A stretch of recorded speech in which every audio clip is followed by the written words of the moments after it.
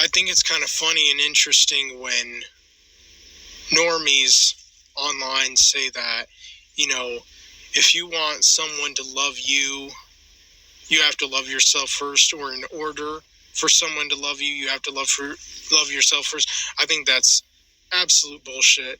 And Alright, hang on. Let's let him actually try to explain himself before I jump in. such false information. And the reason I say that is because just because you hate yourself doesn't mean that someone else can't love you. Okay, well, that's the problem. You're already taking it literally instead of taking it, like, metaphorically in the sense that. I mean, well, let me just speak from personal experience for a minute. When you hate yourself and you feel like you don't want to be here anymore, when you hate yourself either because you fucked up tremendously and you've hurt a lot of people that you feel you wish you could have not hurt these people. The feelings you have for yourself, you then project onto people when you get in relationships with them. If you don't manage to unpack all the damage that whatever the fuck the situation did to you. Like, whatever the situation was that made you develop, like, a lack of self-love or a lack of self-worth mentally, those kind of, the situation develops that kind of mentality that's, like, deeply seated within you at that point, where you more or less have no sense of self-worth. And what happens is, when people try to care about you in a relationship, for example, especially in romantic relationships, that if people try to get close to you and try to genuinely love you and appreciate you, your subconscious mind is so used to you beating yourself down for whatever the fuck you did that hurt other people, because you've developed this sense of self-loathing, is that you begin to project those feelings of self-loathing onto others. Except instead of self-loathing, you view it as other people secretly loathing and not being able to stand you. And that's the way it feels to you, is that everyone fucking hates you but doesn't have the guts to just sit down and explain to you their grievances and difficulties trying to understand and relate to you. Speaking as someone who went through this shit for a 2-year period of their life,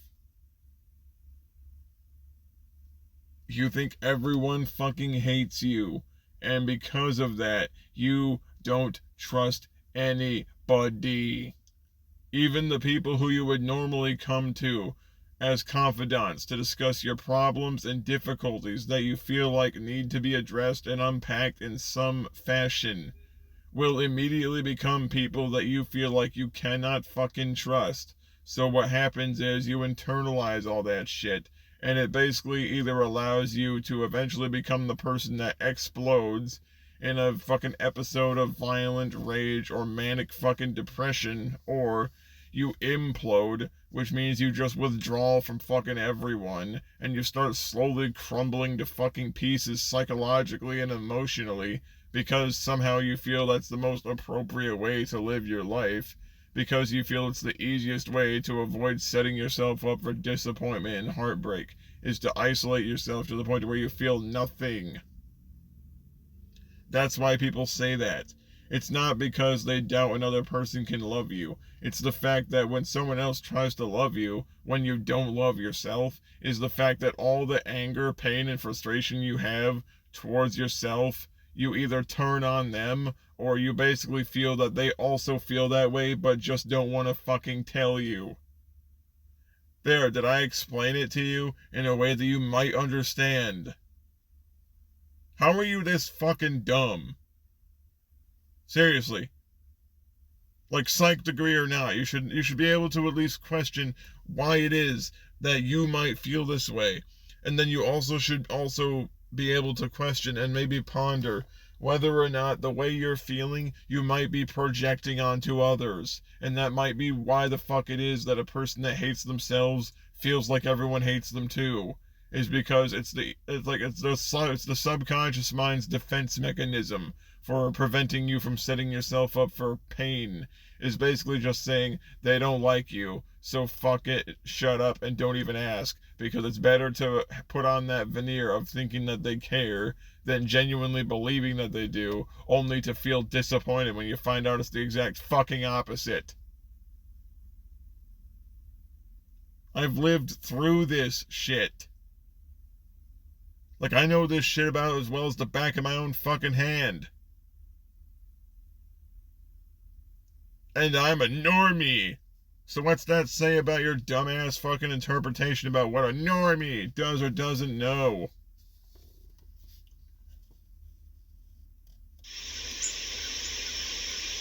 Like, seriously.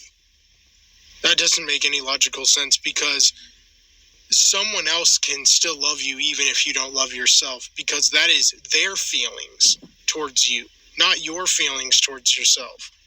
Yes, but like I said, you can project your feelings towards yourself onto another person, and if you feel that strongly about yourself in terms of self-loathing and self-deprecation, that you might genuinely feel that the people around you feel the same, but just won't want to vocalize it publicly to you. In fact, it's actually what drives a lot of relationships apart when they're starting, is that someone that's like severely depressed or going through like a severely bad case of depression might genuinely push people they love away out of fear that they're going to disappoint or hurt these people, or out of the fact that these people might hurt them in the end. So they try to avoid contact with anyone because it's the best way for them, in their minds, to avoid any chance of pain. And I also think it's just unreasonable for normal people to expect that men who are incels, men who are virgins, way into their 20s or 30s or whatever, to love themselves when they never got any kind of, women affection or attention growing up.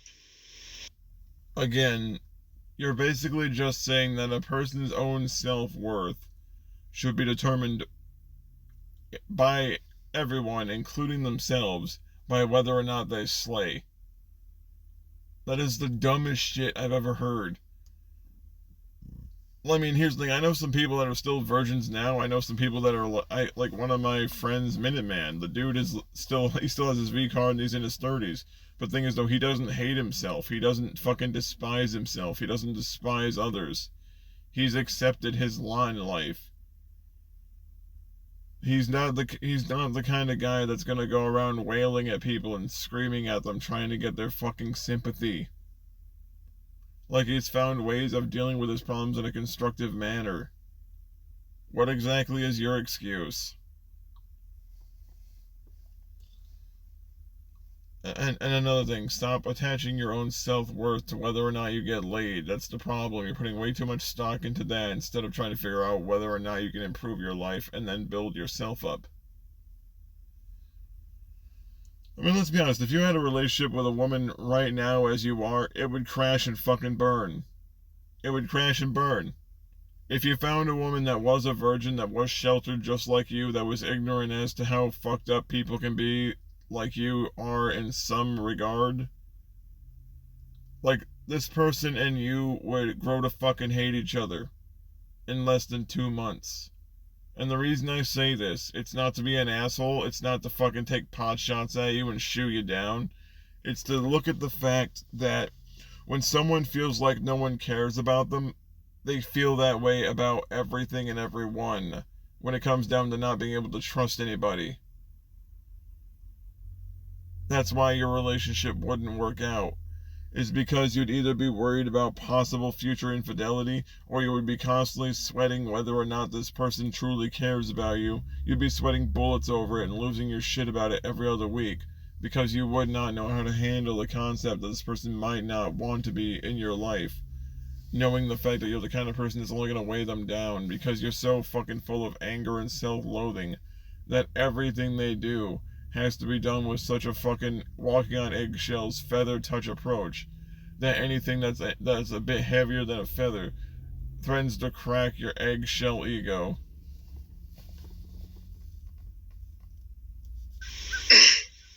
and maybe didn't even get any from their mom, or hardly any, or from their grandma, or from their aunts. I don't know. Like, there are so many reasons why at least men who are incels, men who are black-pilled, don't love themselves. Why we don't have any love for ourselves, and why we can't. We're unable to.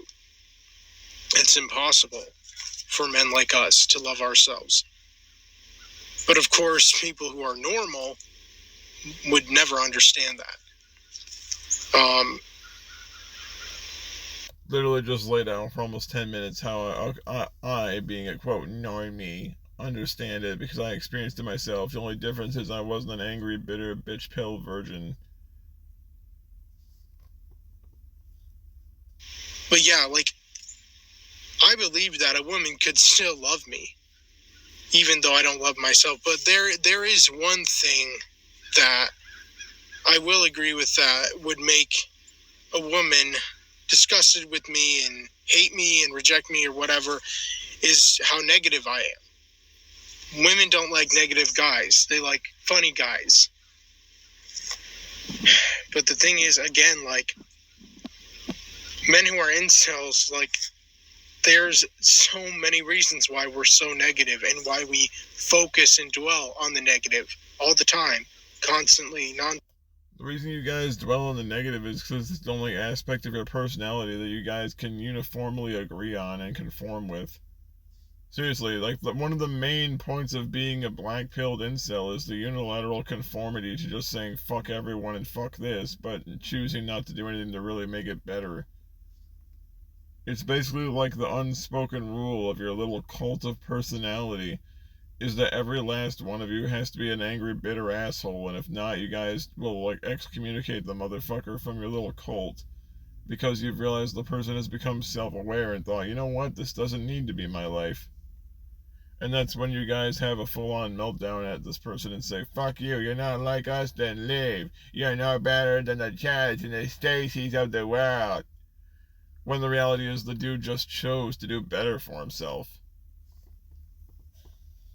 up 24/7, and why we are unable to be happy or to be joyful or at peace or to love ourselves or be positive or be funny.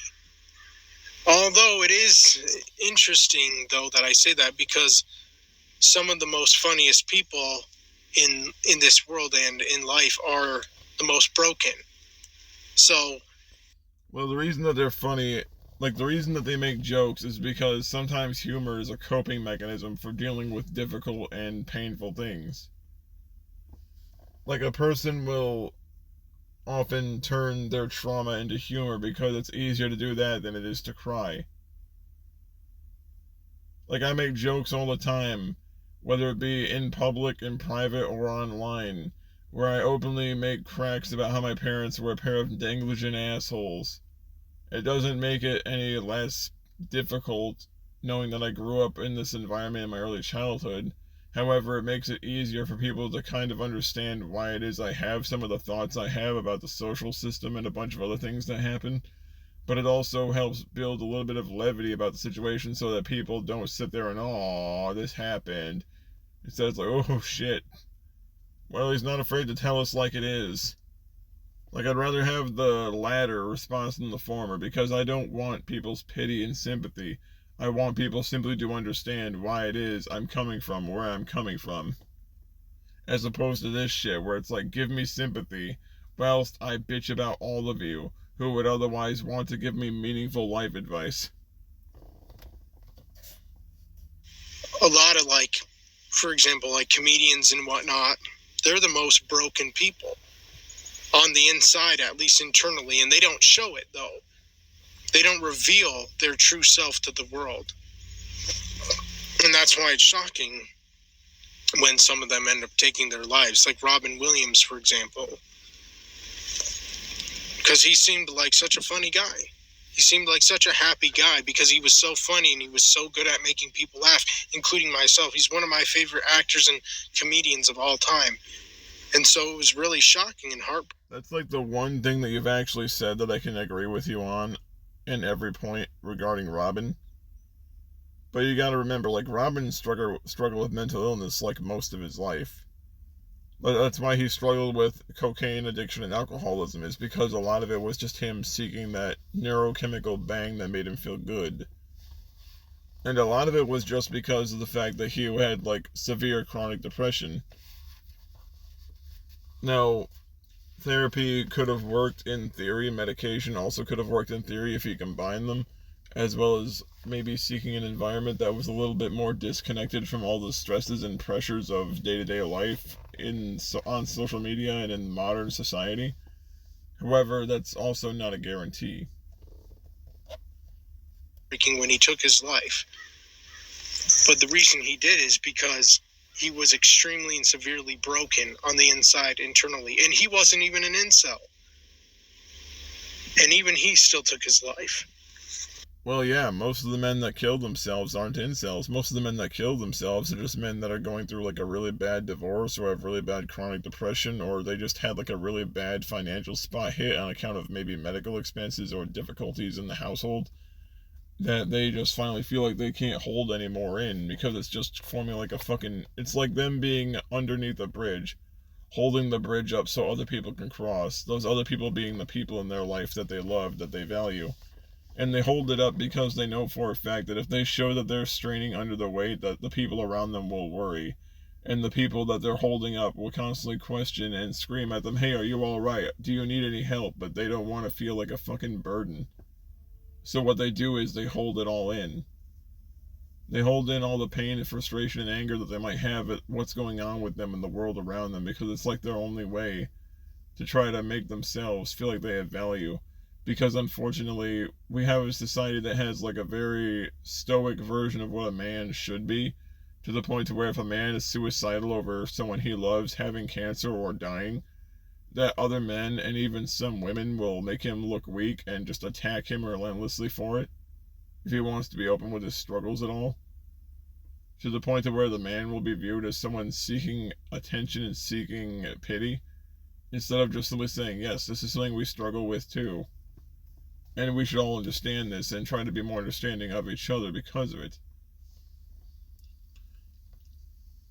But the problem is the fact that due to the fact we grow up in a society where you can't show weakness, so that we hold up all that bridge that the people we care about cross, and we try not to make a scene when we're starting to crack, because we know for a fact that if we make people worry about us, we feel like we're putting them in a situation where they already worry about their own lives. They shouldn't have to worry about us all the time.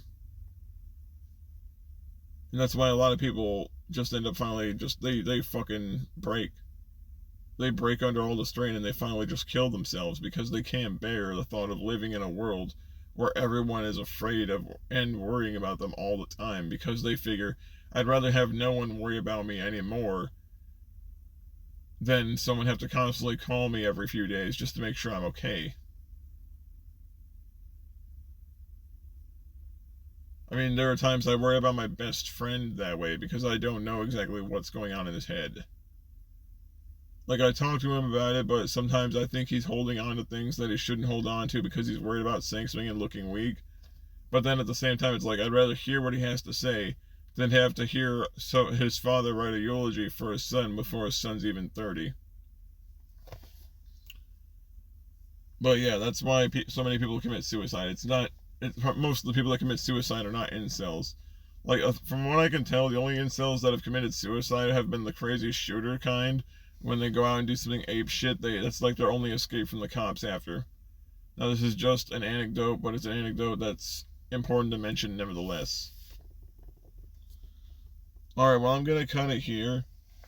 This is just a sample platter of the full response that I'm probably gonna have filmed and edited over the course of the weekend. So with that, I want to say, everyone, thanks for just dropping by. See everyone later. This is some asshole on the internet. Have a good one.